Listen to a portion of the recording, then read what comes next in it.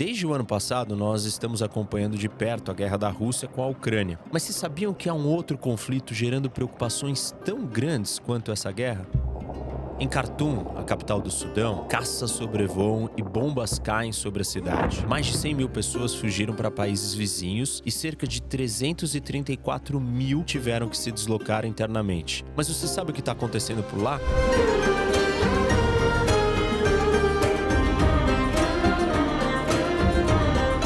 Para entender, nós precisamos falar sobre a história conturbada desse país. O Sudão é um país localizado no nordeste da África e é o terceiro maior país do continente, ficando atrás apenas da Argélia e da República Democrática do Congo. Além disso, ele tem uma população de mais de 46 milhões de habitantes. Ele possui uma das localizações mais geoestratégicas do continente, estando próximo ao chifre da África, com cerca de 853 quilômetros de litoral no Mar Vermelho, uma região de passagem marítima entre a Europa e a Ásia e uma intensa rota comercial. O país foi colonizado pela Grã-Bretanha e o Egito no século XIX e permaneceu sob o domínio estrangeiro até a sua independência em 1956. Desde a independência, ele tem sido marcado por conflitos internos e guerras civis. Durante os anos de 2003 e 2008, enfrentou uma guerra civil na região de Darfur, no oeste do país. O conflito começou quando grupos rebeldes de origem étnica africana acusaram o governo central de marginalizá-los e discriminá-los. Alegaram que o governo, que era dominado por grupos árabes étnicos e tem uma base de poder na capital, Khartoum, estava negligenciando suas necessidades e direitos, exacerbando a pobreza e a falta de serviços básicos na região. Em resposta, o governo sudanês lançou uma repressão militar brutal contra os rebeldes, apoiada por milícias locais conhecidas como Janjaweed. Os ataques foram caracterizados por violência generalizada, incluindo assassinatos em massa, estupros e deslocamento forçado de civis. Estima-se que até 300 mil pessoas tenham sido mortas e 2,7 milhões expulsas de suas casas em Darfur ao longo dos anos. Em 2011, o Sudão enfrentou a separação do Sudão do Sul, que se tornou um país independente após uma longa guerra civil que durou décadas. O governo central, historicamente, marginalizou e subjugou a população do Sul, majoritariamente habitada por grupos étnicos africanos, explorando seus recursos naturais e impondo políticas discriminatórias. Isso levou a uma longa guerra civil que durou de 1983 a 2005, entre o governo sudanês e o Movimento Popular de Libertação do Sudão, liderado por grupos rebeldes sulistas, resultando na secessão do Sudão do Sul, que trouxe grande estabilidade política e econômica para o Sudão. No ano de 2019, após meses de protestos populares resultantes da crise econômica e que passou a tratar também de questões mais amplas de democracia, justiça social, direitos humanos, o autocrata Omar al-Bashir, que se encontrava no poder há 30 anos, foi deposto em um golpe militar liderado pelo general Abdel Fattah al-Burhan. Desde então, o país vinha sendo governado por um conselho soberano compostos por civis e militares para governar o país durante um período de transição de 3 anos. O líder da coalizão de oposição aos militares, Abdallah Hamdok, tornou-se o primeiro-ministro e foi encarregado de liderar o governo civil. Porém, em 2021, em meio às tensões políticas e uma crise profunda, com alta inflação, escassez de alimentos, combustíveis e medicamentos, os militares liderados por al-Burhan, com auxílio das Forças de Suporte Rápidas, RSF, deram um novo golpe. Dissolveram o governo de transição, prenderam o primeiro-ministro, ocuparam emissoras de rádio e TV e derrubaram o sinal de internet, causando um apagão de informações no país. Aqui cabe explicar quem são as Forças de Suporte Rápidas, o RSF. Depois de tomar o poder em um golpe militar em 1989, o Omar al-Bashir procurou evitar que seu próprio reinado fosse derrubado de maneira semelhante. Então, ele criou vários órgãos de segurança alternativos, incluindo milícias islâmicas, para utilizar na defesa do país e na contenção de protestos. As Forças de Suporte Rápido, o RSF, fazem parte dessa estratégia. Lideradas por Mohamed Hamdan Dagalo, conhecido como Hemedti, são um grupo paramilitar criado em 2013 a partir dos Janjaweeds, aqueles que atuaram em Darfur junto com o governo. Com frequência, o autocrata Bashir contava com o grupo paramilitar para reprimir protestos. Em 2017, o país aprovou uma lei que reconheceu as Forças de Suporte Rápidas como uma força de segurança independente. No golpe de 2021, Burhan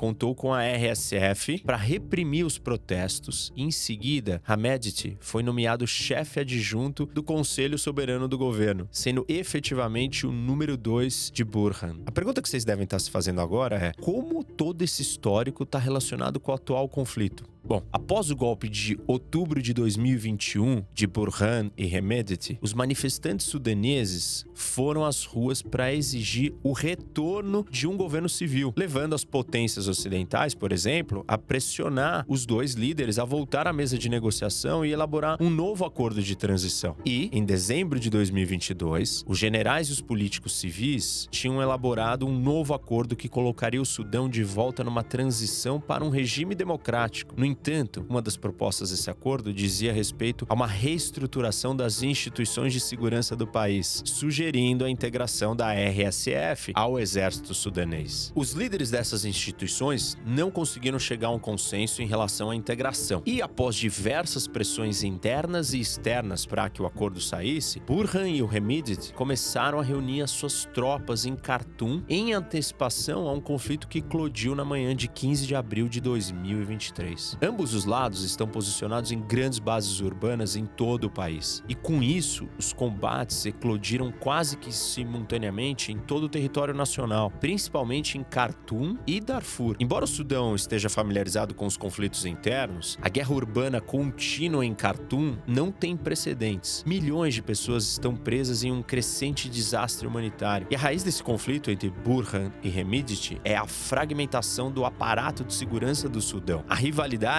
entre ambos lançou o país num caos e está ameaçando reacender os conflitos de longa data em Darfur e em outras regiões que pode envolver também os países vizinhos até. O súbito colapso do país em violência, ele reflete em parte o fracasso dos movimentos da sociedade civil, das potências ocidentais e regionais em diminuir as tensões entre a RSF e o exército sudanês. A melhor chance de extinguir esse conflito está em uma frente unificada. E as potências ocidentais e regionais, elas precisam se unir a grupos da sociedade civil sudanesa para pressionar por um cessar-fogo permanente e, eventualmente, uma transição para uma democracia liderada apenas por civis. Em primeiro lugar, as potências ocidentais e regionais, elas precisam resistir à tentação de apoiar um determinado lado e trabalhar juntas para conter o conflito. Algumas dessas potências regionais já possuem uma relação com algum dos líderes. O Egito, por exemplo, já enviou armas algumas vezes para as forças armadas sudanesas e a RSF já enviaram soldados para lutar no Iêmen em nome da Arábia Saudita e dos Emirados Árabes Unidos. Estabeleceu laços com o califa Haftar, o chefe do chamado Exército Nacional da Líbia, e até com a milícia do grupo Wagner da Rússia. À medida que esses dois beligerantes começarem a ficar sem suprimentos para manter a sua ofensiva militar, eles vão estar mais dispostos a fazer acordos com esses parceiros,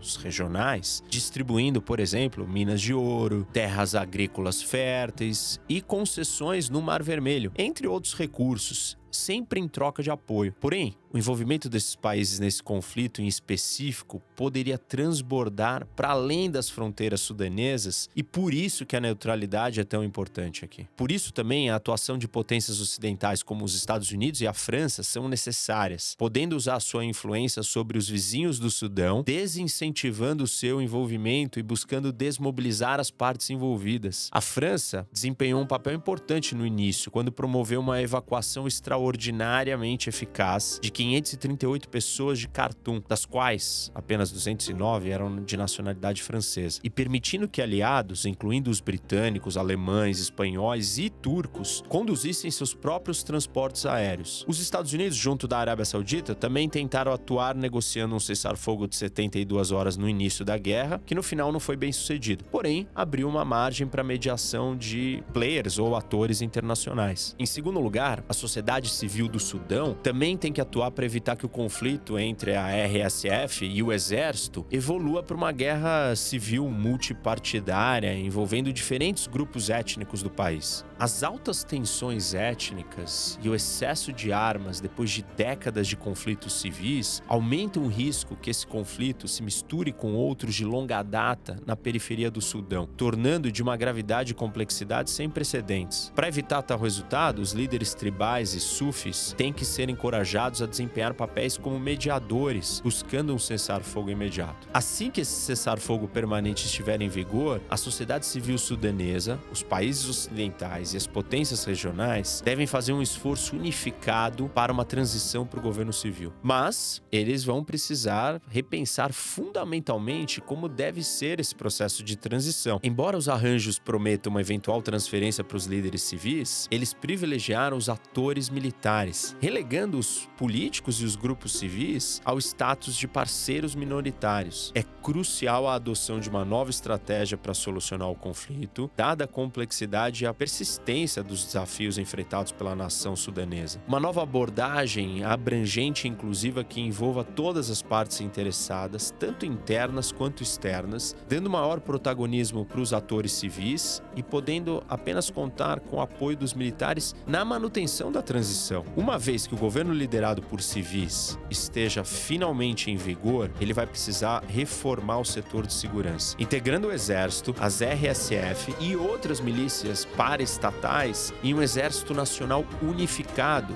que responda a líderes eleitos, civis, claro, a fim de evitar uma repetição do atual conflito. Nada disso vai ser fácil e tudo exigirá que os parceiros internacionais do Sudão e a sociedade civil sudanesa se juntem numa frente única. Caso contrário, nós vamos ver um novo grande conflito eclodindo e gerando uma crise humanitária maior ainda.